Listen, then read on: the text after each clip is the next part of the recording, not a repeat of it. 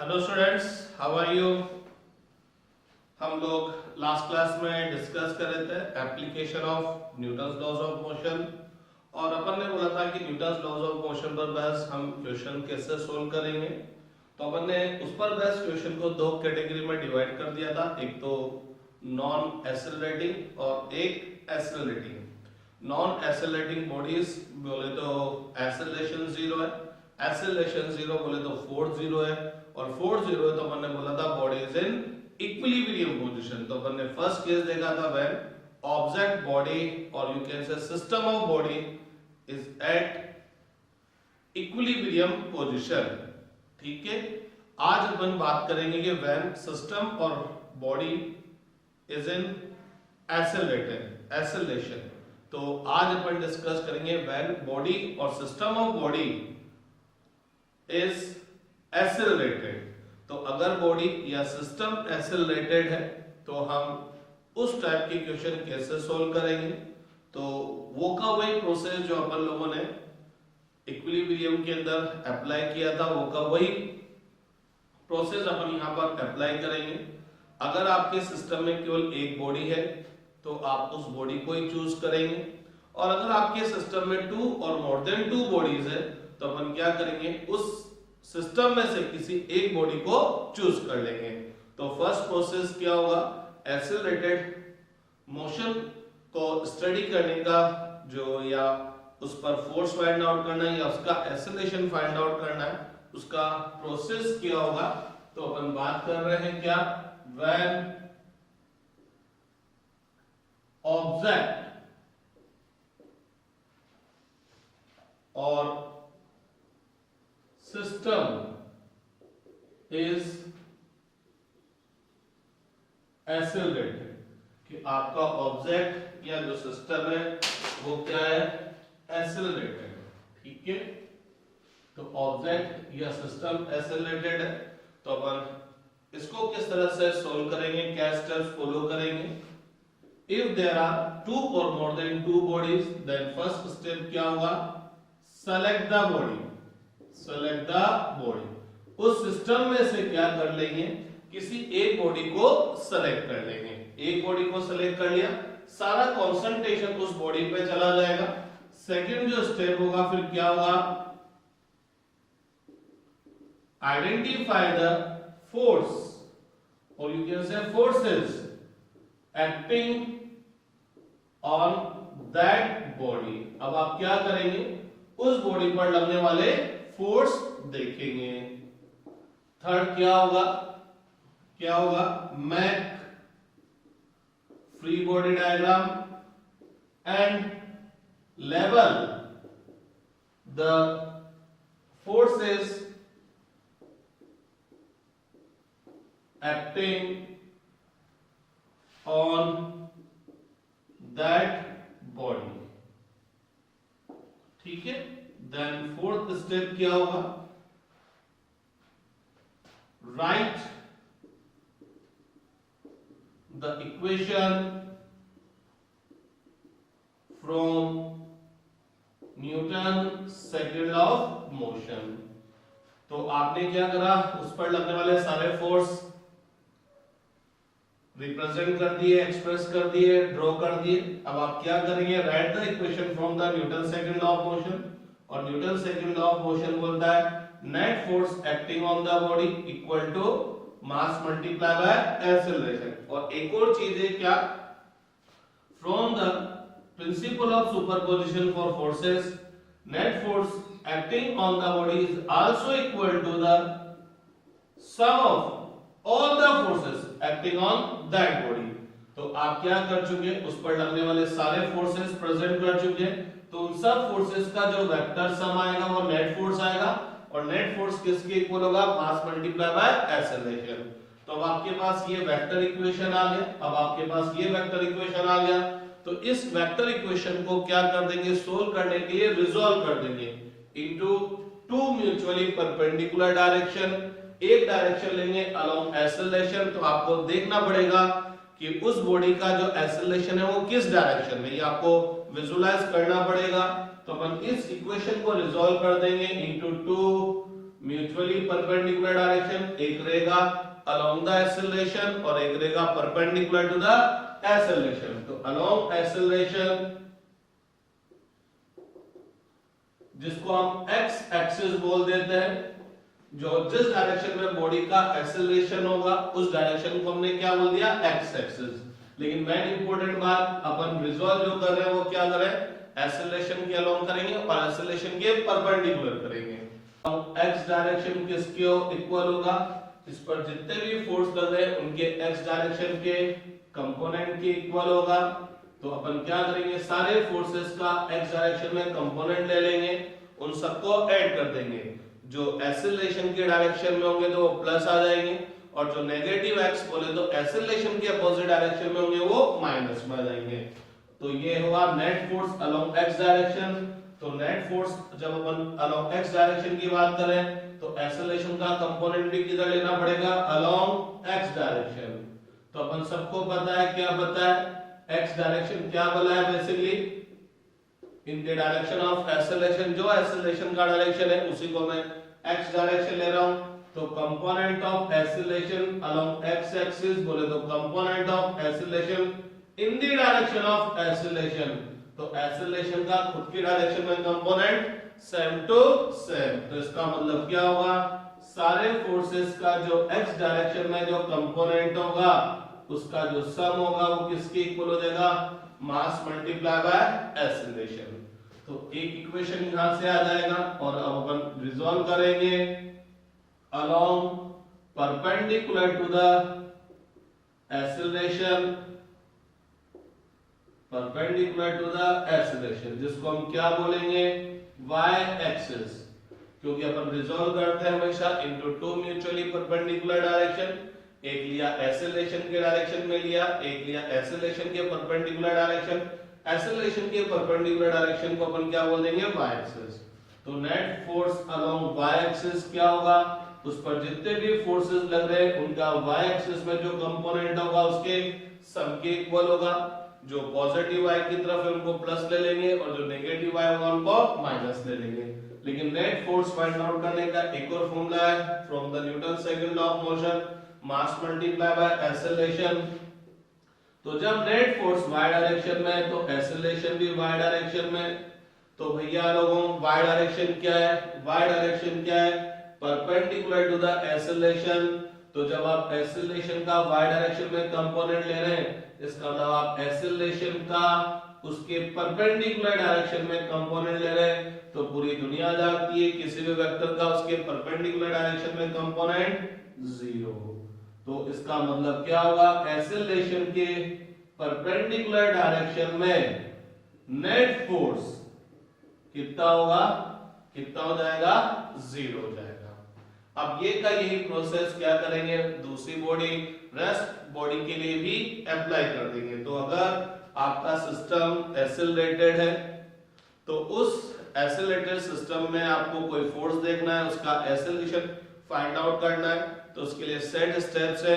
तो अगर आपके सिस्टम में to or more than two bodies है तो आप सबसे पहले उनमें से एक बॉडी को सेलेक्ट कर लीजिए, सेलेक्ट द बॉडी, फिर सारा कंसंट्रेशन उस बॉडी पर आ जाएगा। दूसरा काम क्या होगा, identify the forces acting on that body. उस बॉडी पर देखो कौन कौन से फोर्स लग रहे हैं, फील्ड फोर्स देखो, कांटेक्ट फोर्स देखो, फील्ड फोर्स का मतलब ग्रेविटेशन फोर्स देखो, इलेक्ट्रिक फोर्स देखो, मैग्नेटिक फोर्स देखो। चूंकि अभी अपन ने इलेक्ट्रिक मैग्नेटिक के बारे में डिस्कस नहीं किया तो अभी इलेक्ट्रिक मैग्नेटिक डिस्टेंट वाले फोर्स नहीं आएंगे, कांटेक्ट वाले जरूर फोर्सेस आ जाएंगे। तो अभी तो डिस्टेंट फोर्सेस में जनरली आपको क्या मिलेगा, ग्रेविटेशनल फोर्स। अब उस पर देखो कांटेक्ट फोर्स कौन कौन से लग रहे हैं, normal reaction force, tension force, friction force. अभी अपन ने हाल फिलहाल फ्रिक्शन भी स्टडी नहीं किया है तो अभी अपन फ्रिक्शन फोर्स को भी इंक्लूड नहीं करेंगे, ठीक है। तो सेकंड पॉइंट क्या होगा, identify the forces acting on that body. तो जो सिस्टम है उस सिस्टम की वजह से उस बॉडी पर कौन कौन से फोर्स लग रहे हैं। अब आप उसका फ्री बॉडी डायग्राम बना दीजिए, उस बॉडी को अलग से ड्रॉ कर दीजिए और लेवल कर दीजिए उस पर जितने भी फोर्स अप्लाई हो रहे हैं। अब Newton second law of motion के थ्रू इक्वेशन राइट कर देंगे, net force equal to mass multiply by acceleration, और इस इक्वेशन को क्या कर देंगे, रिजॉल्व कर देंगे into two mutually perpendicular direction in the direction of acceleration. And perpendicular to the acceleration. जो एक्सीलरेशन का डायरेक्शन है उसको एक्स एक्सिस बोल देंगे और जो परपेंडिकुलर डायरेक्शन है उसको वाई एक्सिस बोल देंगे। तो net force along x direction किसके इक्वल हो जाएगा, मास मल्टीप्लाई बाय एक्सीलरेशन, और net force perpendicular to the acceleration कितना हो जाएगा, 0। इसका मतलब एक्सीलरेशन के जो परपेंडिकुलर डायरेक्शन वाले कंपोनेंट होंगे उनका जो सम आएगा वो कितना आएगा, 0। बोले तो कुछ पॉजिटिव में होंगे और कुछ नेगेटिव में होंगे, ताकि उनका सम मिलकर कितना हो जाएगा, 0 हो जाएगा। अब ऐसा का ऐसा ही प्रोसेस सेकंड बॉडी के लिए करेंगे, फिर थर्ड बॉडी तो थर्ड बॉडी के लिए भी करेंगे। तो ये प्रोसेस करते जाएंगे और आपके पास इक्वेशन आते जाएंगे। इन इक्वेशन को सॉल्व कर लेंगे, अपने आप आपको जो भी चीज फाइंड आउट करनी होगी निकल कर आ जाएगी। अपन इस पर बेस्ट क्वेश्चन करते हैं, उससे आपको पता लगेगा कि क्वेश्चन एक्चुअली किस तरह से किए जाएंगे। अपन बिल्कुल सिंपल से क्वेश्चन से स्टार्ट करेंगे, सिंगल वन बॉडी से स्टार्ट करेंगे, फिर धीरे धीरे मोर देन वन बॉडीज भी लेंगे। ठीक है, तो स्टार्ट करते हैं। तो अपन इस तरह के क्वेश्चन में फर्स्ट केस लेते हैं, when body is placed on horizontal plane. Single body ले रहे हैं अपन, सिंगल बॉडी, एक ही बॉडी है और वो भी कहां पर प्लेस्ड है, हॉरिजॉन्टल प्लेन पर प्लेस्ड है। तो फर्स्ट केस ले रहे हैं अपन इसके अंदर, when body is placed on horizontal surface or you can say plane। ठीक है, तो ये हॉरिजॉन्टल सरफेस है और इस हॉरिजॉन्टल सरफेस पे ये बॉडी प्लेस है, whose mass is m kilogram. ठीक है, अब आप सब जानते हैं कि कोई भी बॉडी हॉरिजॉन्टल सरफेस पर प्लेस्ड होगी, जब तक मैं इस पे बाहर से फोर्स नहीं लगाऊंगा, इस पे फोर्स लग रहा है, भी ग्रेविटेशनल फोर्स भी लग रहा है और इस सरफेस की वजह से नॉर्मल रिएक्शन फोर्स भी लग रहा है, लेकिन ये मूव नहीं करेगा। तो मैं जब तक इस पर बाहर से फोर्स नहीं लगाऊंगा ये चलेगा नहीं। तो अपन इस पर फोर्स लगाते हैं, फर्स्ट केस इसका भी, व्हेन फोर्स इज हॉरिजॉन्टल, जो मैं फोर्स लगा रहा हूं वो क्या है, हॉरिजॉन्टल फोर्स है। ठीक है, तो मैंने क्या करा, इस पर एक हॉरिजॉन्टल डायरेक्शन में फोर्स लगा दिया। मेरे को क्या फाइंड आउट करना है, इस बॉडी का एक्सेलरेशन फाइंड आउट करना है और इस पर सरफेस की वजह से जो नॉर्मल रिएक्शन फोर्स है वो फाइंड आउट करना है। ठीक है, अभी हाल फिलहाल में ये लेके चलता हूं कि सरफेस और जो ये बॉडी की सरफेस है, ये जो हॉरिजॉन्टल सरफेस और ये जो बॉडी की सरफेस है, ये दोनों स्मूथ है, इनके बीच में कोई फ्रिक्शन फोर्स नहीं है। ठीक है, इनके बीच में कोई फ्रिक्शन फोर्स नहीं है। तो अपन क्या करते हैं, स्टार्ट करते हैं। अब अपना जो प्रोसेस था उसमें क्या था, जो सेट प्रोसेस सेट स्टेप्स अपन ने बोले थे कि सेलेक्ट द बॉडी, तो यहाँ तो to or more than two bodies नहीं है, एक ही बॉडी, तो इसी को सेलेक्ट करना पड़ेगा। तो यही बॉडी मैंने सेलेक्ट कर ली। अब दूसरा काम क्या है, identify the forces acting on that body. इस बॉडी पर लगने वाले फोर्स देखने, तो इस बॉडी पर कौन सा फोर्स लगेगा, एक तो लगेगा ग्रेविटेशनल फोर्स, किधर की तरफ लगेगा, वर्टिकल डाउनवर्ड डायरेक्शन में लगेगा।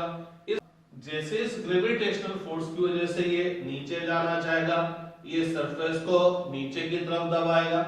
जैसे ही ये बॉडी इस सरफेस को नीचे की तरफ प्रेस करेगी तो सरफेस इसको नहीं छोड़ने वाली, सरफेस भी बोलेगी अरे एक्शन का रिएक्शन होता है, तुमने मेरे पर फोर्स लगाया तो मैं भी तुम पर फोर्स लगाऊंगी। तो ये सरफेस इस बॉडी पर फोर्स लगाएगी, अपर डायरेक्शन में मैग्नीट्यूड में सेम होगा, डायरेक्शन में क्या होगा, अपोजिट। तो ये इस बॉडी पर लगने वाले फोर्स हो गए। तो बताओ इस बॉडी पर, इस ब्लॉक पर कितने कितने फोर्स लगे, एक तो आपने जो लगाया वो फोर्स, एक अर्थ ने लगाया ग्रेविटेशन, ये वाला फोर्स ब्लॉक बॉडी पर नहीं है, ये तो सरफेस पर है, इस हॉरिजॉन्टल सरफेस पर है, तो ये वाला फोर्स जरूर इस ब्लॉक पर है। तो ब्लॉक पर कितने फोर्स लगे, आपने लगाया, अर्थ ने लगाया और सरफेस ने लगाया, तो तीन ही फोर्स लगे। तो अपन क्या कर देंगे, इसका फ्री बॉडी डायग्राम बना देंगे। बोले तो इसको बिल्कुल सरफेस से ही अलग कर देंगे, लेकिन सरफेस से अलग करने का मतलब ये नहीं कि बस इसको छोड़ देंगे, इस पर क्या होगा, जो यहाँ पर जितने भी फोर्स लग रहे थे वो सब के सब यहाँ रिप्रेजेंट कर देंगे। तो ये क्या हो गए, बॉडी पर लगने वाला फोर्स हो गया। तो अपन सब जानते हैं net force acting on body या ब्लॉक क्या होगा, net force acting on body F dash से रिप्रेजेंट कर देता हूं। तो according to principle of superposition for force, net force acting on the body क्या होगा, क्या होगा, क्या होगा, vector sum of all the forces acting on that body, और according to Newton second law of motion net force is also equal to mass multiply by acceleration. अब आप एक बात देखिएगा, जब आप इस बॉडी पर एक हॉरिजॉन्टल डायरेक्शन में फोर्स लगाते हैं तो पता लगता है ये हॉरिजॉन्टल डायरेक्शन में ही डिस्प्लेस होता है और इसकी वेलोसिटी कंटीन्यूअसली इंक्रीज हो जाती है। तो जिसका एक्सेलरेशन होगा वो भी हॉरिजॉन्टल डायरेक्शन में ही होगा। ठीक है, तो अपन क्या करते हैं, इस हॉरिजॉन्टल डायरेक्शन को x और एक्सेलरेशन के जो परपेंडिकुलर है उसको y ले लेते हैं। या एक और चीज मैं बोल सकता हूं कि मैंने इस डायरेक्शन को x लिया है और ये डायरेक्शन एक्सेलरेशन के परपेंडिकुलर y हो गया। तो अगर अपन बोले तो एक्सेलरेशन हॉरिजॉन्टल डायरेक्शन में x और ये वाली जो डायरेक्शन है ये एक्सेलरेशन के परपेंडिकुलर है, और ये कौन से डायरेक्शन है, एक तरह से वर्टिकल डायरेक्शन।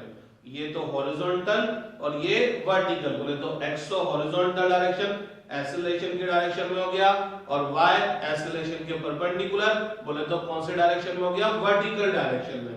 ये डायरेक्शन क्या होगी, वर्टिकल। ग्रेविटेशनल फोर्स किधर लगता है, वर्टिकल डाउनवर्ड, और नॉर्मल रिएक्शन फोर्स किधर लगेगा, वर्टिकल अपवर्ड। तो अपन क्या करेंगे, इस इक्वेशन को रिजॉल्व कर देंगे into two mutually perpendicular direction.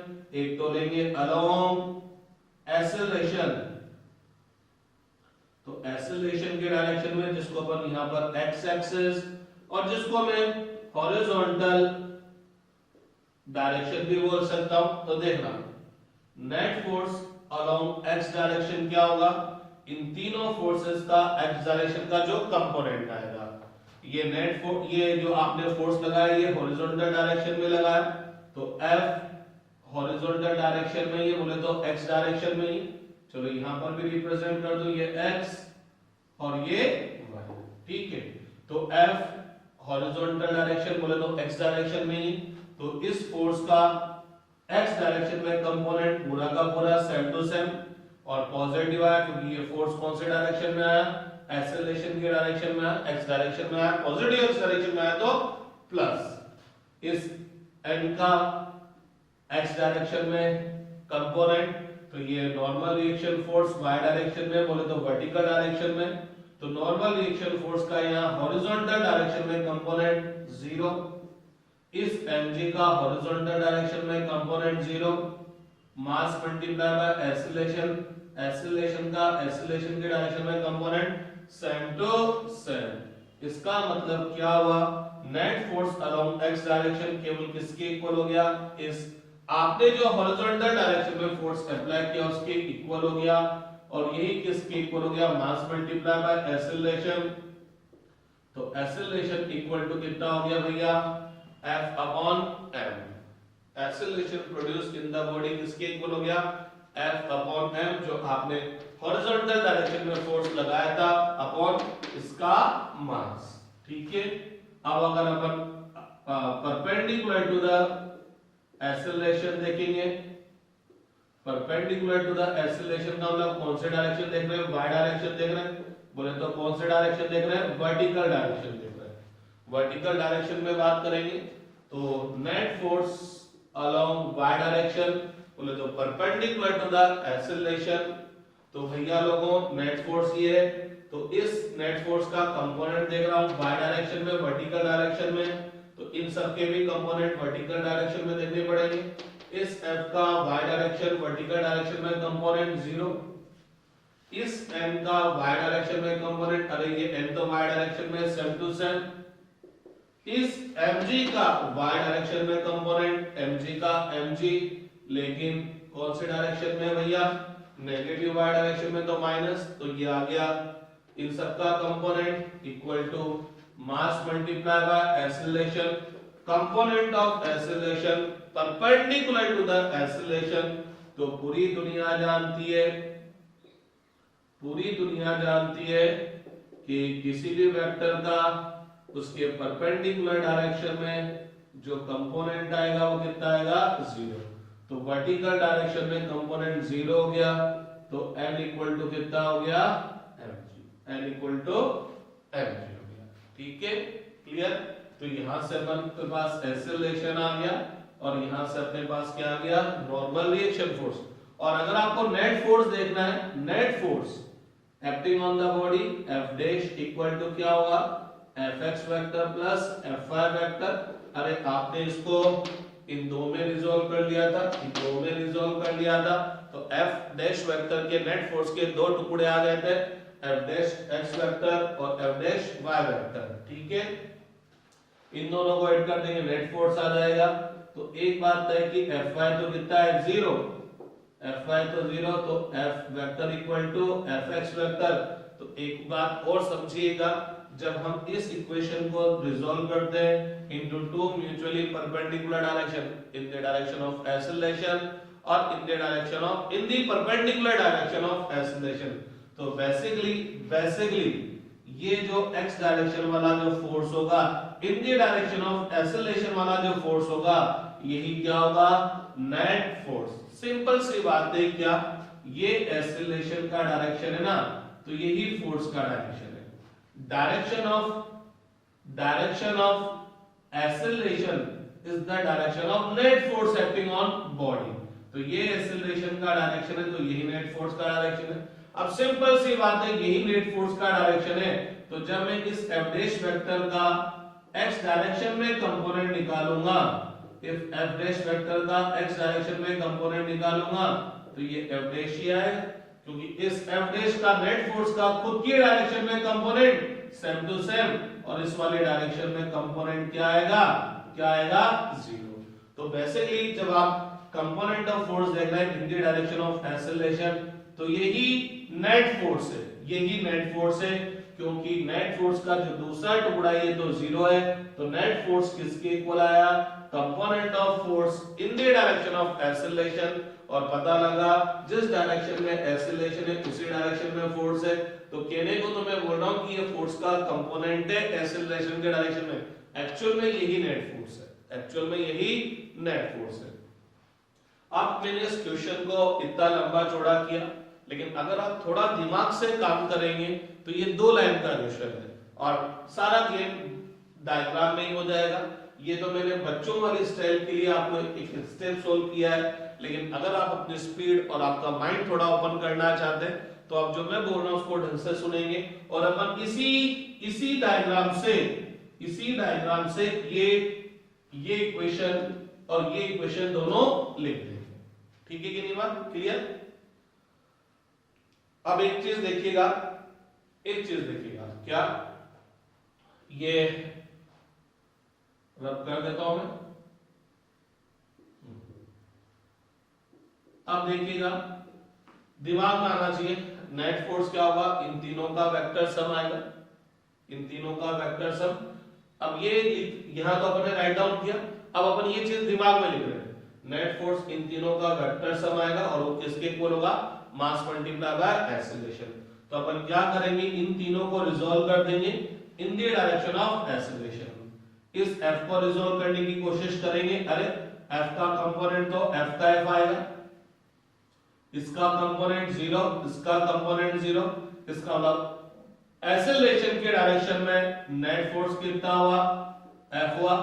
ये क्या हुआ, net force in the direction of acceleration, net force ये हो गया in the direction of acceleration. तो क्या होगा, net force is equal to the mass multiply by acceleration. चूंकि ये net force in the direction of acceleration है, तो यहाँ एक्सेलरेशन का कंपोनेंट आएगा in the direction of acceleration, acceleration के डायरेक्शन में कंपोनेंट ए। बोले तो मैंने जो ये नेट फोर्स बोला ना, ये डायरेक्ट मैंने ये लिख दिया, क्योंकि मेरे को पता लग गया इसका इधर कंपोनेंट 0, इसका इधर कंपोनेंट 0, तो ये net force in the direction of acceleration किसके इक्वल आ गया, F, और ये किसके इक्वल हो गया, A के इक्वल। तो आगे डायरेक्ट ये इक्वेशन। ठीक है, अब एक्सेलरेशन के परपेंडिकुलर डायरेक्शन की बात करेंगे। एक्सेलरेशन के परपेंडिकुलर डायरेक्शन में एक्सेलरेशन क्या होगा, जीरो। एक्सेलरेशन जीरो होगा तो ये बात है कि net force perpendicular to the acceleration भी कितना होगा, जीरो। तो ये बात है कि इस वाले डायरेक्शन में नेट फोर्स जीरो होगा। नेट फोर्स जीरो नहीं बोला, नेट फोर्स जीरो बोला। फोर्सेस तो लग सकते हैं लेकिन नेट जीरो होगा। तो चलिए इन तीनों का, क्योंकि ये तीन ही फोर्स लग रहे हैं, इस डायरेक्शन में कंपोनेंट देखते हैं। इसका कंपोनेंट जीरो, इसका कंपोनेंट पूरा का पूरा, इसका कंपोनेंट भी पूरा का पूरा। बोले तो इस डायरेक्शन में दो फोर्स है, एक तो ये और एक ये, लेकिन इन दोनों का सम जीरो है। इन दोनों का सम जीरो होने का मतलब ये दोनों मैग्नीट्यूड में सेम है, डायरेक्शन में अपोजिट। या यूं बोलो, इस डायरेक्शन में नेट फोर्स जीरो होने का मतलब क्या है, जितना फोर्स ऊपर लग रहा है उतना ही नीचे, ऊपर कितना लग रहा है, नीचे कितना लग रहा है, mg। तो n इक्वल टू क्या होगा, mg।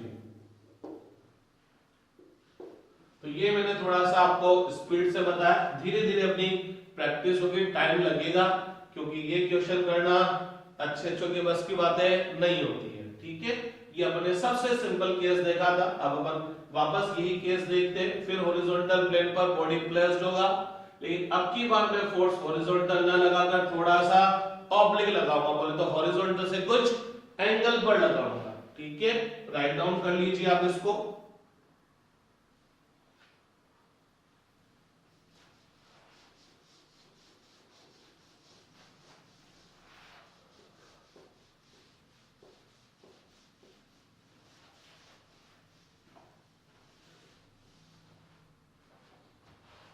चलिए नेक्स्ट क्वेश्चन देखते हैं। ये हॉरिजॉन्टल सरफेस है, ये ब्लॉक है। इस ब्लॉक पर आपने ये फोर्स लगाया, बोले तो आपने इस बॉडी को खींचा, सीधा हॉरिजॉन्टल नहीं खींचा, थोड़ा सा ऑब्लिक वर्टिकल डायरेक्शन में खींचा है, लेकिन ये चल हॉरिजॉन्टल प्लेन पे रहा है। ये आपके साथ उठकर नहीं आ रहा, ये चल हॉरिजॉन्टल प्लेन पे ही रहा है, तो इसका एक्सेलरेशन अभी हॉरिजॉन्टल डायरेक्शन में भी है। ये फोर्स कौन सा है, जो आपने लगाया है। ठीक है, अब आपको वही फाइंड आउट करना है क्या, कि इसका एक्सेलरेशन क्या होगा, सरफेस और ब्लॉक के बीच में नॉर्मल रिएक्शन फोर्स क्या होगा। तो इसको सोल्व करने की कोशिश करते हैं। तो ये ब्लॉक हो गया आपका। ठीक है, अब अपन को क्या करना है, इसको ब्लॉक को देखना है और इस पर लगने वाले फोर्सेस देखने हैं। तो एक तो फोर्स आपने लगा ही रखा है, ये तो आपने शो ही कर रखा है। देखिए इस पर और कौन कौन से फोर्स लगेंगे, और ये जो फोर्स लगा रखा है ये हॉरिजॉन्टल से कितना एंगल फॉर्म कर रहा है, थीटा एंगल फॉर्म कर रहा है। अगर ये फोर्स हॉरिजॉन्टल के अलग होता तो थीटा कितना हो जाता, जीरो हो जाता। तो देखिए इस बॉडी पर और कौन कौन सा फोर्स लग रहा है, एक तो लग रहा है ग्रेविटेशनल फोर्स डाउनवर्ड डायरेक्शन में। इस ग्रेविटेशनल फोर्स की वजह से जैसे ये ब्लॉक नीचे जाना चाहेगा, ये सरफेस जो कांटेक्ट में, बोले तो ये जो हॉरिजॉन्टल सरफेस इसको दबाएगा। तो ये ब्लॉक इस हॉरिजॉन्टल सरफेस को दबाएगा, तो इस हॉरिजॉन्टल सरफेस पर एक फोर्स लगेगा जिसको हम क्या बोलेंगे, normal reaction force. Normal reaction force is a contact force. ये तब पिक्चर में आता है जब दो सरफेस एक दूसरे के टच में हो तथा दोनों एक दूसरे को प्रेस करती हो। केवल टच होने से contact force, normal reaction force picture में नहीं आता। कांटेक्ट करने के बाद जब दोनों सरफेस एक दूसरे को प्रेस करेगी तभी ये पिक्चर में आएगा। तो ब्लॉक ने हॉरिजॉन्टल सरफेस को नीचे प्रेस किया, तो हॉरिजॉन्टल सरफेस ब्लॉक को क्या करेगी, ऊपर की तरफ प्रेस करेगी। ब्लॉक को क्या करेगी, ऊपर की तरफ प्रेस करेगी। क्लियर है। तो अब देखते हैं कि इस ब्लॉक पर कौन कौन से फोर्स लगे। एक तो due to earth gravitational force लगा, ये तो ब्लॉक पर नहीं लगा, सरफेस पे लगा। ये ब्लॉक पर लगा और ये भी ब्लॉक पर लगा। तो अब अपन इसका फ्री बॉडी डायग्राम बना लेते हैं। Free body diagram of block.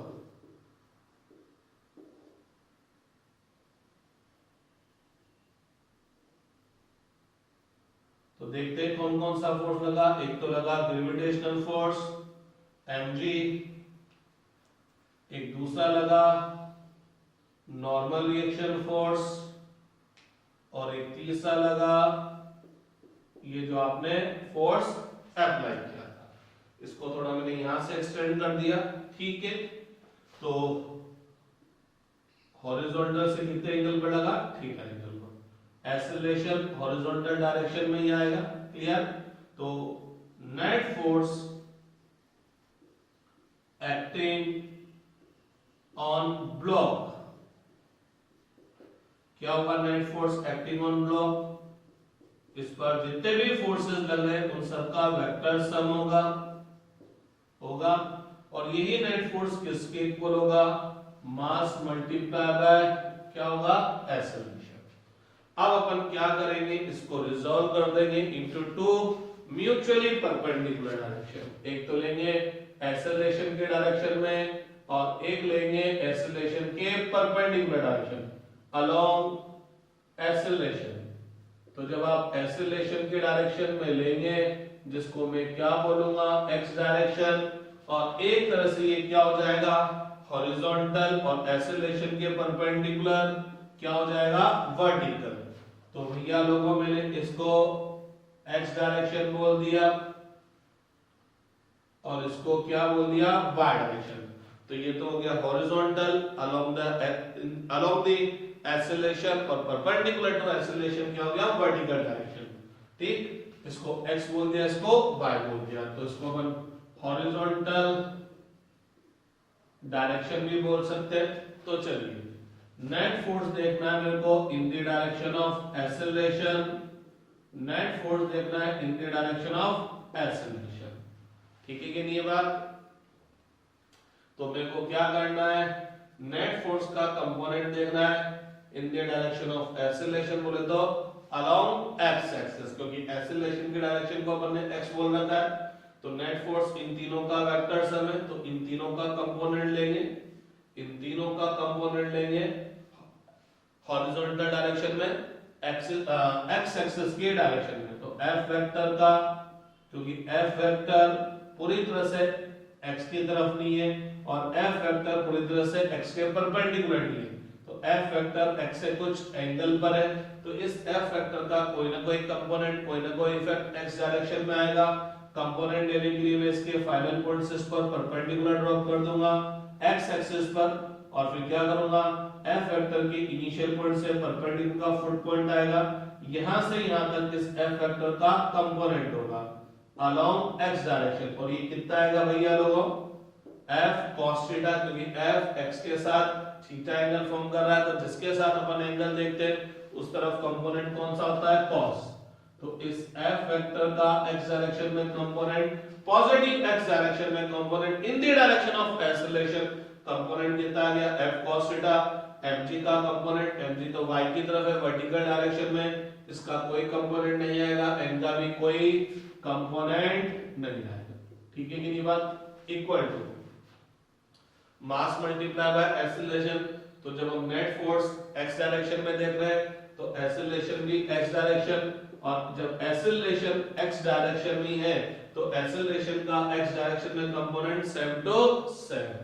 तो f cos theta equal to क्या बन गया, ma, तो a इक्वल टू क्या बन गया, f upon f cos theta upon m।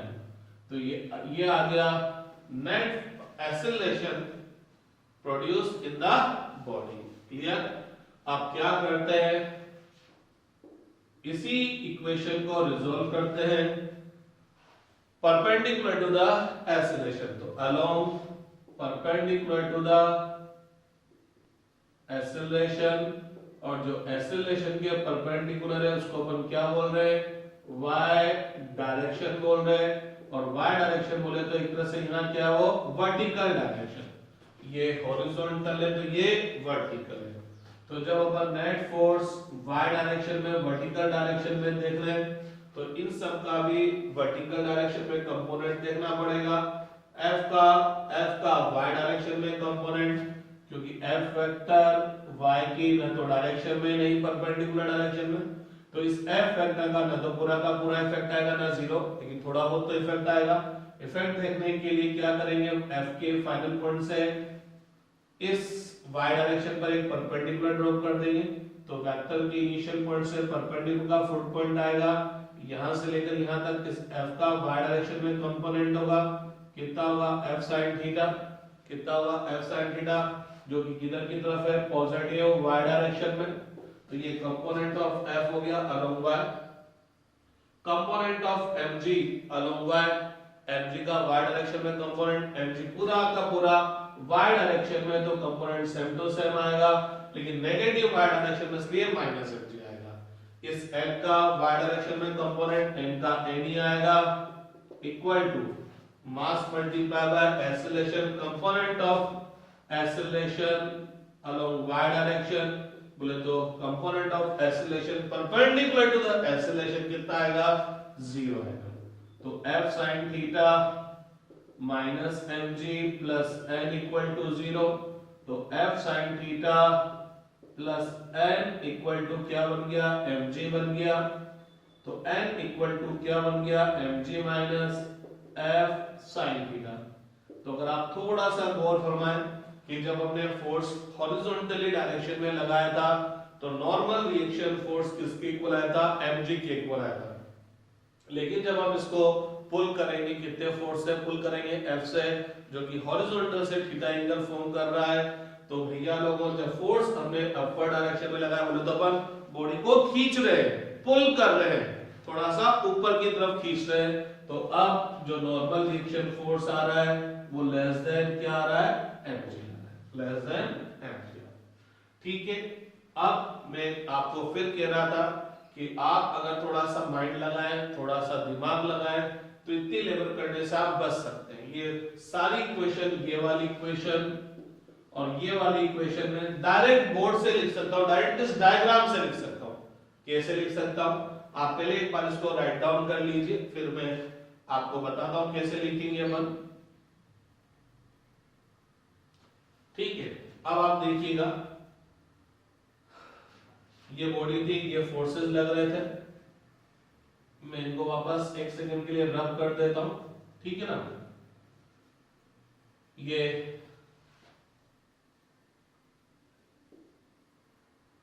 तीन फोर्स थे, ये था अपना स्टार्टिंग। तो अपने दिमाग में आएगा कि नेट फोर्स क्या होगा, इन तीनों का वेक्टर सम, और यही नेट फोर्स किसके इक्वल होगा, मास मल्टीप्लाई बाय एक्सेलरेशन। तो हम इन तीनों फोर्सेस को तोड़ देंगे, रिजॉल्व कर देंगे into two mutually perpendicular direction, एक तो एक्सेलरेशन के डायरेक्शन में और एक एक्सेलरेशन के परपेंडिकुलर डायरेक्शन में। एक बात है कि जब एक्सेलरेशन इस डायरेक्शन में, तो इस डायरेक्शन में एक्सेलरेशन कितना होगा, 0, तो इस डायरेक्शन में नेट फोर्स भी कितना होगा, 0 होगा। तो अब अपन कंपोनेंट लेते हैं, इस n का इस डायरेक्शन में कोई कंपोनेंट नहीं आया, इस mg का भी इस डायरेक्शन में कोई कंपोनेंट नहीं आया, इस f का इस डायरेक्शन में कंपोनेंट कितना आया, f cos थीटा, कितना आया, f cos थीटा। बोले तो एक्सेलरेशन के डायरेक्शन में नेट फोर्स कितना आया, f cos theta. Net force आ गया ये किधर की तरफ, एक्सेलरेशन के डायरेक्शन में। तो अपन सब जानते हैं net force in the direction of acceleration किसके इक्वल होगा, मास मल्टीप्लाई बाय एक्सेलरेशन, क्योंकि जब मैं एक्सेलरेशन के डायरेक्शन में कंपोनेंट लूंगा तो सेम टू सेम। यानी इक्वेशन क्लियर। अब परपेंडिकुलर टू द एक्सेलरेशन की बात करेंगे, n का कंपोनेंट पूरा का पूरा, mg का कंपोनेंट पूरा का पूरा, इस f का कंपोनेंट क्या आया, f sin थीटा, क्या आया, f sin थीटा। तो जब मैं इस डायरेक्शन की बात करूंगा तो इस डायरेक्शन में नेट फोर्स 0 होगा, नेट फोर्स 0 होने का मतलब जितना फोर्स ऊपर लग रहा है उतना ही नीचे। देखिए ऊपर की तरफ कौन कौन सा फोर्स लग रहा है, m भी लग रहा है और f sin थीटा भी लग रहा है। बोले तो ऊपर की तरफ लगने वाला फोर्स कितना हो जाएगा, n plus f sin theta. ये हो गया force acting vertically upward direction, और डाउनवर्ड डायरेक्शन में फोर्स कितना लग रहा है, mg। No doubt net force इस डायरेक्शन में 0 है, 0 तभी आएगा जितना फोर्स ऊपर लगेगा उतना ही नीचे। बोले तो वर्टिकल अपवर्ड डायरेक्शन में जितना फोर्स लग रहा है उतना ही वर्टिकल डाउनवर्ड में। या इक्वेशन। और अगर आप इसको थोड़ा और समझने की कोशिश करो, क्योंकि जितना दिमाग लगाओगे ना उतनी मजदूरी कम हो जाती है, उतनी कैलकुलेशन, उतनी मेहनत कम हो जाती है। माइंड अगर आप लगाएंगे तो आप देखना, आप इस डायग्राम में देखना, एन को तोड़ने की कोशिश की, इधर और इधर, इधर का कोई टुकड़ा नहीं आया, इधर पूरा का पूरा गया। एफ डी को तोड़ने की कोशिश की, इधर कोई टुकड़ा नहीं आया, इधर पूरा का पूरा है। इस एफ को तोड़ने की कोशिश की, इधर एफ कॉसेट आ गया, इधर एफ साइडेड आ गया, एफ टूट गया। तो आप एक तरह से इस एफ को रब कर सकते हो कि एफ बचा ही नहीं, क्योंकि दो टुकड़े आ गए। तो आप सिंपल सी एक बात देखो, इन वालों का इधर कोई इफेक्ट नहीं आने वाला, और इस वाले का इधर कोई इफेक्ट नहीं आने वाला। तो जब ये एक्सेलरेशन के डायरेक्शन में, तो मैं जब एक्सेलरेशन की डायरेक्शन की बात करूंगा, इन तीनों को भूल जाऊंगा और केवल बोलूंगा एक्सेलरेशन के डायरेक्शन में फोर्स कितना हुआ, F cos थीटा। तो यही फोर्स इसको क्या प्रोवाइड करेगा, एक्सेलरेशन। तो net force equal to mass multiply by acceleration. और जब मैं इधर की बात करूंगा तो इसको भूल जाऊंगा, इसका कोई इफेक्ट आएगा ही नहीं। तो मेरे को पता है क्या कि इस डायरेक्शन में नेट फोर्स कितना है, जीरो, क्योंकि इस डायरेक्शन में एक्सेलरेशन जीरो है, तो नेट फोर्स भी जीरो है। तो जितना फोर्स ऊपर लगेगा उतना ही नीचे लगेगा। ठीक है, थोड़ी थोड़ी देर में और कॉन्सेप्ट्स क्लियर हो जाएंगे। राइट डाउन करना चाहे कर लीजिए। अब की बार मैंने क्या करा था, इस बॉडी को थोड़ा सा पुल किया था, खींचा था। अब मैं इसको बॉडी को पुश करूंगा, धक्का मारूंगा। इस बॉडी को मैं क्या करूंगा, धक्का मारूंगा। तो देखिएगा कहना क्या चाहते हैं अपन, ये हॉरिजॉन्टल सरफेस है, स्मूथ सरफेस है, बोले तो ब्लॉक और सरफेस के बीच में किसी टाइप का कोई फ्रिक्शन फोर्स नहीं है। ये आपका ब्लॉक हो गया, ये बॉडी हो गई। अब मैं इस बॉडी को धक्का मार रहा हूं, इस बॉडी को मैंने ये धक्का मारा,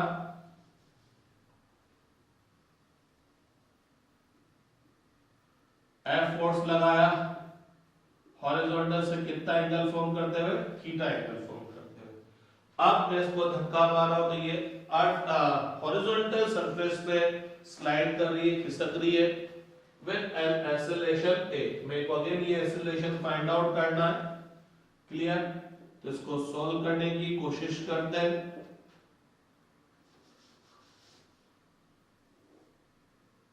तो ये ब्लॉक हो गया, ठीक है। आपने ये इस पर फोर्स लगा दिया, हॉरिजॉन्टल से कितना एंगल फॉर्म करते हुए, थीटा एंगल फॉर्म करते हुए।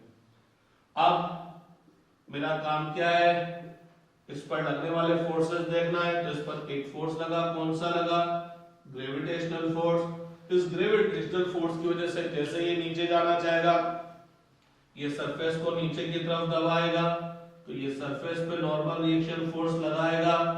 तो सरफेस भी इस पर क्या करेगी, नॉर्मल रिएक्शन फोर्स लगाएगी, इधर की तरफ लगाएगी, इसके अपोजिट डायरेक्शन में। ध्यान रहे, नॉर्मल रिएक्शन फोर्स ऑलवेज क्या होता है, जो कांटेक्ट सरफेस है उसके परपेंडिकुलर होता है। तो अब इस बॉडी पर और कोई फोर्स नहीं लग रहे, केवल ये तीन फोर्स ही लग रहे हैं। तो अब अपन क्या करते हैं, इसका फ्री बॉडी डायग्राम बना देते हैं। तो ये बॉडी है, इस पर तो एक लगा ग्रेविटेशनल फोर्स mg, एक लगा normal reaction force vertical upward direction में जो कि सरफेस की वजह से लगा है, और एक लगा आपने जो फोर्स अप्लाई किया, आपने इसको जो पुश किया वो वाला फोर्स। मैं इस फोर्स को यहां ड्रॉ नहीं करता, उस फोर्स को यहां पर ड्रॉ कर देता हूं, क्योंकि वेक्टर को आप उसके पैरेलल शिफ्ट भी कर देते हैं, कोई फर्क नहीं पड़ता। तो मैंने यहां रिप्रेजेंट करने की वजह उसको यहां पर रिप्रेजेंट कर दिया, ठीक है। हॉरिजॉन्टल से कितना एंगल फॉर्म कर रहा है भाई, थीटा। ये हॉरिजॉन्टल सरफेस पे ही चलेगा, कितने से चलेगा, एक्सेलरेशन a से चलेगा, और यही एक्सेलरेशन में को क्या करना है, फाइंड आउट करना है, क्लियर। तो डायरेक्ट कर दो, चलो डायरेक्ट कर देते हैं। अलोंग एक्सेलरेशन आपको समझ में लिया है, तो आप स्टेप बाय स्टेप सोल्व कर लीजिएगा। मैं थोड़ी सी स्पीड मेरे को बढ़ानी पड़ेगी। अलोंग एक्सेलरेशन, तो इस एंड का एक्सेलरेशन के डायरेक्शन में बोले तो हॉरिजॉन्टल डायरेक्शन, बोले तो एक्स डायरेक्शन में क्या इफेक्ट आएगा, जीरो, जीरो इफेक्ट आया। इस mg का इस डायरेक्शन में इफेक्ट 0, तो दोनों का इफेक्ट 0, और इसका इधर इफेक्ट कितना आएगा f cos थीटा। ठीक है, ये आया net force in the direction of acceleration, जो कि किसके इक्वल होगा, मास मल्टीप्लाई बाय एक्सेलरेशन। तो A इक्वल टू अगेन कितना आ गया, f cos theta upon n, कितना आ गया, f cos theta upon n। अगर मैं along परपेंडिकुलर टू एक्सेलरेशन की बात करूं, बोले तो y डायरेक्शन की बात करूं, तो मेरे को एक बात पता है कि इस डायरेक्शन में नेट फोर्स क्या होने वाला है, 0 होने वाला है। इस m का कंपोनेंट पूरा का पूरा, इस mg का कंपोनेंट भी पूरा का पूरा, इस f का इधर की तरफ कंपोनेंट कितना आएगा, f sin थीटा। तो y डायरेक्शन में कितने फोर्स है, 1 2 और 3। नेट फोर्स 0 है, नेट फोर्स 0 होने का मतलब जितना फोर्स ऊपर होता है नीचे, देखते हैं ऊपर कितने फोर्स लगे, अरे एक ही फोर्स ऊपर लग रहा है, ये दोनों तो नीचे लग रहे, तो नेट फोर्स इन नेगेटिव y डायरेक्शन कितना हुआ f sin theta plus mg। तो y डायरेक्शन में नेट फोर्स 0 होने के लिए, ये तो नेगेटिव डायरेक्शन में हुआ, y डायरेक्शन में नेट फोर्स 0 होने के लिए जितना फोर्स ऊपर उतना ही नीचे, नीचे ये लग रहा है तो ऊपर के लगने वाले फोर्स के इक्वल हो जाएगा। तो n equal to mg plus f sin theta हो गया। तो अब की बार अगर आप देखो, जब आपने हॉरिजॉन्टल डायरेक्शन में फोर्स लगाया था तो n इक्वल टू mg था, जब आपने इसको पुल किया था तो n लेस देन mg था, लेकिन अब की बार n ग्रेटर देन mg आ गया और ये एक्सेलरेशन आ गया। तो अब आप देखिए शायद स्टेप्स थोड़ी कम हो गई, और अगर आप थोड़ी और स्पीड बढ़ाएंगे तो डायरेक्ट ये लाइन लिखेंगे और डायरेक्ट ये लाइन लिखेंगे, आपको कुछ भी लिखने की रिक्वायरमेंट नहीं होगी। अगर मेरी स्टेप्स थोड़ी कम समझ में आई हो तो आप फिर वही बच्चों वाले स्टाइल में एक एक स्टेप लिख दीजिएगा, सोल्व कीजिएगा। फिर भी कोई दिक्कत आई हो तो आप फिर मेरे से कांटेक्ट कर लीजिएगा, ठीक है। यहां तक तो अपन ने क्या था, बॉडी को हॉरिजॉन्टल सरफेस पर रखा, लेकिन अब बॉडी को अपन थोड़ा सा क्या करते हैं, इंक्लाइन प्लेन पर रखते हैं। ये तो हॉरिजॉन्टल सरफेस है, थोड़ी सी इंक्लाइन प्लेन पर रखते हैं, थोड़े से तिरछे तल पर रखते हैं। जैसे स्लाइड होती है, बचपन में अपन स्लाइड करते थे, गार्डन में जाते थे, रिपसते थे, तो स्लाइड पर अपन रखते हैं। तो जैसे अपन किसी बॉडी को स्लाइड पर रखते हैं तो आपको बाहर से फोर्स लगाने की जरूरत नहीं पड़ती। अरे थोड़ा सा गौर फरमाइएगा, बॉडी जब हॉरिजॉन्टल सरफेस पे है तो इसको इधर चलाने के लिए हमको बाहर से फोर्स लगाना पड़ता है। क्यों लगाना पड़ता है समझिएगा, मतलब क्योंकि इस mg का और इस नॉर्मल रिएक्शन का कोई भी कंपोनेंट इधर नहीं आता। इस वजह से इन दोनों फोर्सेस की वजह से बॉडी इस डायरेक्शन में स्लाइड नहीं होती। लेकिन जब आप ये फोर्स लगाते हैं, ये लगाते हैं या ये लगाते हैं, तो जब आप ये फोर्स लगाते हैं तो इनका कोई ना कोई कंपोनेंट हॉरिजॉन्टल डायरेक्शन में आ जाता है और वही बॉडी को स्लाइड, वही बॉडी को एक्सेलरेशन प्रोवाइड करता है। लेकिन जब आप इसको सरफेस पर रखेंगे, इंक्लाइन सरफेस पर रखते हैं, तो अपन देखते हैं अब आपको फोर्स लगाने की जरूरत नहीं पड़ती, आप अपने आप ही स्लाइड करते हुए आ जाते हैं। कभी कभी स्लाइड नहीं कर पाते वो फ्रिक्शन की वजह से। अपन यहाँ फ्रिक्शन लेस सरफेस ले रहे हैं, तो आप जैसे इसको रखेंगे ये अपने आप ही नीचे आ जाएगा, आपको बाहर से फोर्स लगाने की जरूरत नहीं पड़ेगी। तो ये अपने आप क्यों नीचे आ जाएगा उसको समझने की कोशिश करते हैं, एक्सेलरेशन भी देखते हैं और नॉर्मल रिएक्शन फोर्स भी देखते हैं। तो when body is placed on incline plane, अब की बात बॉडी इंक्लाइन प्लेन पर मौजूद है, रखी हुई है, तो अब अपन एक्सेलरेशन देखते हैं। एक्सेलरेशन भी देखते हैं, नॉर्मल रिएक्शन फोर्स भी देखते हैं।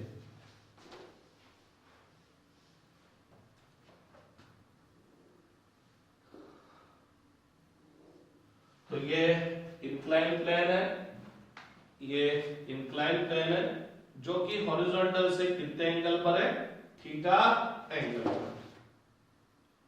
ये इंक्लाइन प्लेन और ये हॉरिजॉन्टल प्लेन है, तो ये हॉरिजॉन्टल प्लेन से कितना ऊपर उठा हुआ है, थीटा एंगल ऊपर उठा हुआ है। यहां पर मैंने ये बॉडी प्लेस कर दिया जिसका मास कितना है m, m मास का मैंने बॉडी यहाँ पर प्लेस कर दिया। अब आप जानते हैं जैसे आप ये बॉडी रखेंगे ये स्लाइड करके नीचे आएगा, ऊपर जाएगा, अंदर जाएगा, क्या नहीं आएगा, इस इंक्लाइन प्लेन के पैरेलल नीचे आएगा, तो इसके अंदर जो एक्सेलरेशन आएगा वो इस डायरेक्शन में आएगा। ठीक है, क्लियर। अब आपको इसको सोल्व करना है, तो चलो यही सोल्व कर देता हूं मैं। इस पर एक तो ग्रेविटेशनल फोर्स लगा, कौन सा लगा, mg, किधर, वर्टिकल डाउनवर्ड डायरेक्शन में।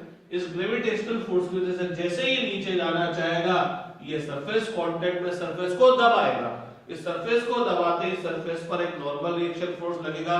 लेकिन ध्यान रखना नॉर्मल रिएक्शन फोर्स हमेशा कहां किधर लगता है, कांटेक्ट सरफेस के परपेंडिकुलर लगता है। तो ये फोर्स किस पे लगेगा, इंक्लाइन प्लेन पर लगेगा। Normal reaction force due to block on incline plane, तो ये इंक्लाइन प्लेन इसको नहीं छोड़ेगा, तो इंक्लाइन प्लेन क्या करेगा, इस पर फोर्स लगाएगा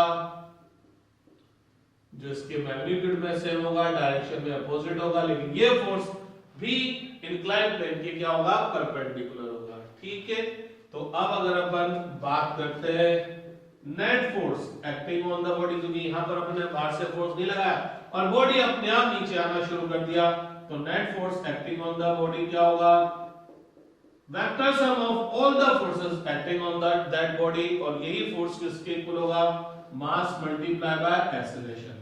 तो अपन क्या करेंगे, इस इक्वेशन को रिजॉल्व कर देंगे into two mutually perpendicular direction, एक एक्सेलरेशन के डायरेक्शन लेंगे, एक्सेलरेशन के परपेंडिकुलर।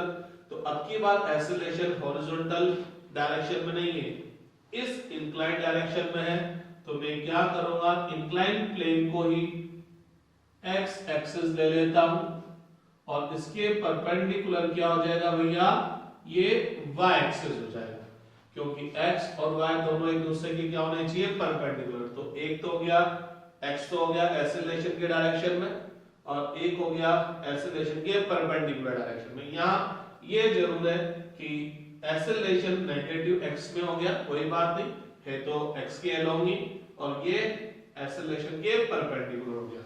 तो अब अपन बात करेंगे अलोंग एक्सेलरेशन, ठीक है, अलोंग एक्सेलरेशन। तो सबसे पहले क्या करेंगे, सारे के सारे फोर्सेस का कंपोनेंट फाइंड आउट करेंगे इन द डायरेक्शन ऑफ एक्सेलरेशन।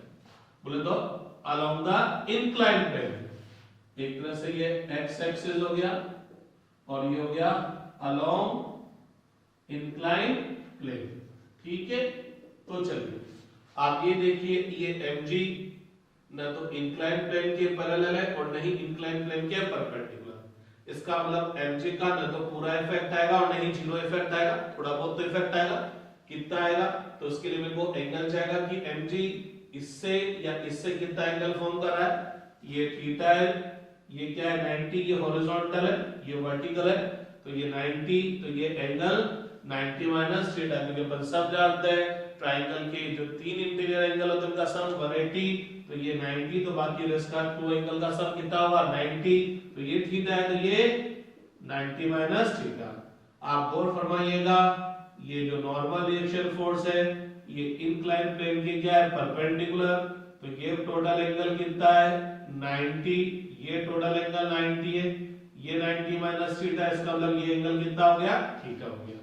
ठीक है साहब, तो जब मैं इस mg का इस डायरेक्शन में कंपोनेंट लूंगा तो मेरे को क्या करना पड़ेगा, इस mg से इस पर एक परपेंडिकुलर ड्रॉप करना पड़ेगा। ये मैंने परपेंडिकुलर ड्रॉप कर दिया, तो mg का इस डायरेक्शन में कंपोनेंट यहां से यहां तक आएगा, कितना आएगा देखिए तो mg sin थीटा, क्योंकि mg इस वाले डायरेक्शन से थीटा एंगल फॉर्म कर रहा है, तो इसके परपेंडिकुलर डायरेक्शन में कंपोनेंट mg sin थीटा आया। ये देखा जाए तो नेगेटिव x की तरफ आया, या ये बोलूं एक्सेलरेशन की तरफ आया, तो मैं ऐसा करता हूं एक्सेलरेशन वाले डायरेक्शन को पॉजिटिव ले लेता हूं, तो ये mg क्या आ गया भैया sin theta. Normal reaction force का इस डायरेक्शन में कंपोनेंट, तो ये नॉर्मल रिएक्शन फोर्स तो इसके परपेंडिकुलर है, कोई कंपोनेंट नहीं आएगा, मास multiply by acceleration, component of acceleration in the direction of acceleration. Acceleration वाले डायरेक्शन को मैंने पॉजिटिव ले रखा है इसलिए प्लस। अगर आप ये वाली डायरेक्शन पॉजिटिव लेते हैं तो यहाँ माइनस आता, यहाँ पर भी माइनस आता, तो माइनस माइनस कैंसिल हो जाता, तो ये mg sin theta equal to कितना आ गया ma, तो a इक्वल टू कितना हो गया g sin theta upon m, कितना हो गया g sin theta upon m। तो ये एक्सेलरेशन आ गया जो कि किधर की तरफ आएगा, इंक्लाइन प्लेन के पैरेलल। अब अगर अपन अलोंग y डायरेक्शन की बात करें, बोले तो परपेंडिकुलर टू एक्सेलरेशन की बात करें, बोले तो परपेंडिकुलर टू इंक्लाइन प्लेन, एक ही बात है सर। तो चलिए Fy इक्वल टू क्या होगा, इस mg का इस वाले डायरेक्शन में कंपोनेंट क्या आएगा, देखते हैं। तो इस mg से मेरे को क्या करना पड़ेगा, इस वाली डायरेक्शन में परपेंडिकुलर ड्रॉप करना पड़ेगा। तो इनिशियल पॉइंट से परपेंडिकुलर का फुट पॉइंट आएगा, यहां से यहां तक इसका कंपोनेंट डालेगा, कितना आएगा mg cos थीटा। तो ये mg का इंक्लाइन प्लेन के परपेंडिकुलर डायरेक्शन में कंपोनेंट कितना आया mg cos थीटा, लेकिन नेगेटिव y में आया तो माइनस। इस n का इस वाले डायरेक्शन में कंपोनेंट क्या आएगा, n का n ही आएगा, equal to mass multiply by acceleration. इस वाले डायरेक्शन में एक्सेलरेशन कितना होगा 0, तो अपने आप पता लग गया n इक्वल टू कितना हो गया mg cos थीटा। तो नॉर्मल ग्लेशियर फोर्स अब की बार किसके इक्वल आया, mg cos थीटा के इक्वल। इसको देखना, थोड़ा ढंग से समझने की कोशिश करते हैं। ये तो बिना दिमाग का काम बोलता हूं मैं इसको, कि बिना अक्ल लगाए आंसर तो आ गया, लेकिन बिना अक्ल लगाए, अक्ल लगा के थोड़ा सा विजुलाइज करने की कोशिश करें। तो देखना, एक ये लगा mg, ये लगा नॉर्मल रिएक्शन फोर्स, ये एक्सेलरेशन आ रहा है, तो नो डाउट इस डायरेक्शन में एक्सेलरेशन क्या होगा 0। तो ये थीटा हो गया, ये थीटा, तो ये भी थीटा पता लग गया। तो इस mg का इधर कंपोनेंट कितना आया mg sin थीटा, इधर कंपोनेंट कितना आया mg cos थीटा। मैं क्या कर रहा हूं, सारे फोर्सेस को रिजॉल्व कर रहा हूं, एक्सेलरेशन और परपेंडिकुलर टू एक्सेलरेशन। mg को रिजॉल्व कर दिया, दो टुकड़े आ गए, n को रिजॉल्व करने की कोशिश की, इधर कोई टुकड़ा नहीं है, इधर पूरा का पूरा है। तो जब मैंने इन दोनों को रिजॉल्व किया तो मेरे पास कितने फोर्सेस आए, 3। इसके दो टुकड़े आए, इसका एक ही टुकड़ा है, दूसरा टुकड़ा 0 आया। तो अब मैं बोल सकता हूं इस बॉडी में कितने फोर्स लग रहे हैं, 3। इसको तो भूल जाओ, ये तो तोड़ दिया ना, भूल जाओ। एक तो लगा इधर और दो लगे इधर, इन दोनों का तो इधर कोई इफेक्ट नहीं आएगा, तो इधर नेट फोर्स क्या आया mg sin थीटा। एक्सेलरेशन के डायरेक्शन में नेट फोर्स क्या आया, तो नेट फोर्स किसके इक्वल होगा, मास मल्टीप्लाई बाय एक्सेलरेशन। और इस डायरेक्शन में कितने फोर्स है, 2, क्योंकि इसका इधर कोई इफेक्ट नहीं आएगा। और इस डायरेक्शन में नेट फोर्स कितना है 0, तो n और mg cos थीटा मैग्नीट्यूड में सेम और डायरेक्शन में अपोजिट होने से एक दूसरे को कैंसिल कर देंगे, अपने आप ये इक्वेशन आ गई। तो ये तो एक स्टार्टिंग था, अभी अपन इस पर बस और बहुत सारे क्वेश्चन सोल्व करेंगे। ठीक है, आज के लिए बहुत है।